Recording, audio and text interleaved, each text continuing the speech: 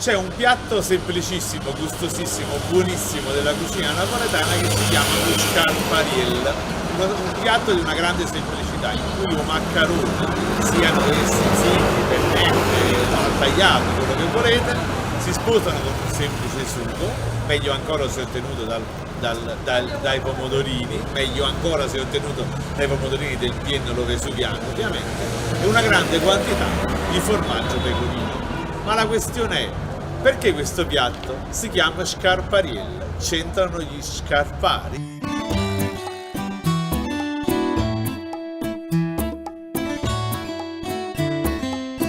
Sì, c'entrano gli scarpari, c'entra esattamente un ciabattino dei quartieri spagnoli.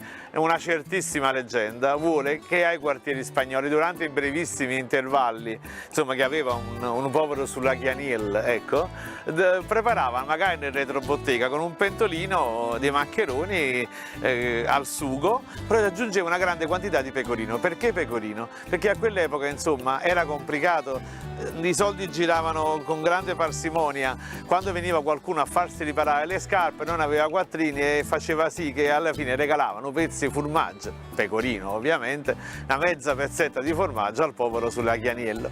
Disponendo di tutta questa quantità di formaggio era naturale, diceva la leggenda, che lui appunto inventa questo piatto semplicissimo però che è gustosissimo nella cucina napoletana. In lingua napoletana però attenzione ai termini: scarpariello è un piccolo scarparo, ma scarparo in lingua napoletana mica è solamente il riparatore di scarpe. In lingua napoletana chi è uno scarparo si riferisce ogni qualvolta un artigiano non fa bene il suo lavoro. Chi lo rilugiare è uno scarpar, ma anche qualche medico, chi lo mire che è proprio uno scarpar.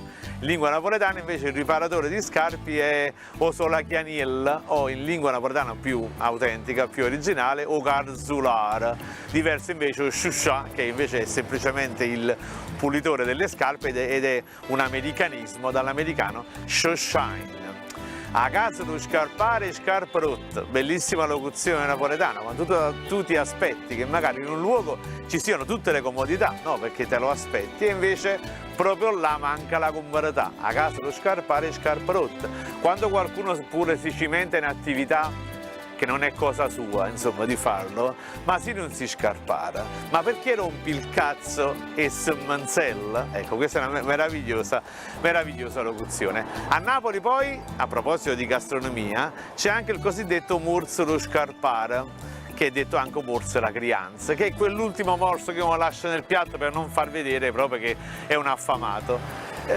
C'è un'altra leggenda che vuole che si chiami un morso lo scarpare perché si racconta di questo scarpariello invitato a una tavola con tutte persone importanti nobili per un favoré, insomma, che lui faceva la parte dell'affamato, lasciò nel piatto l'ultimo morso o morso la crianza. Beh, nel caso mio io non lascio quasi mai, ma anzi mai, il morso della crianza, anzi, a proposito di calzature, io faccio una generosissima scarpetta all'interno del piatto molto accurata. Sul termine scarpetta, insomma, l'etimo è incerto, è un termine italiano naturalmente, e forse c'entra questa scarpetta leggera e flessibile, il pezzo di pane che sembra essere proprio una scarpetta leggera che fa tutto il giro del piatto. C'è qualcuno che lo fa con la forchetta, naturalmente, ecco, io non l'ho fatto mai con la forchetta, lo faccio con le mani. Allora facciamo così, dato che siamo tutto in ambito di calzature, direi, se lo scarpariel è buona, io non lascio morso lo scarpare, ma anzi mi faccio una grande scarpetta. A Napoli ogni giorno c'è sta cosa fa, e allora ho pensato di fare un libro, Napoli 365, che ogni mattina ti suggerisce dove andare, cosa celebrare e che cosa fare.